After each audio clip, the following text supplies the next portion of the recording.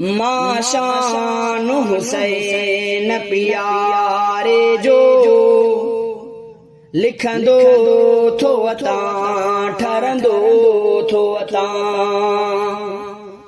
माशान हुसैन प्यारे जो लिखंदो थो अतां ठरंदो थो अतां।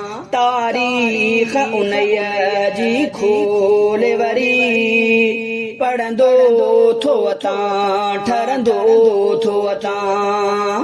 तारीख़ उन्हीअ जी खोले वरी पढ़ंदो थो अतां ठरंदो थो अतां।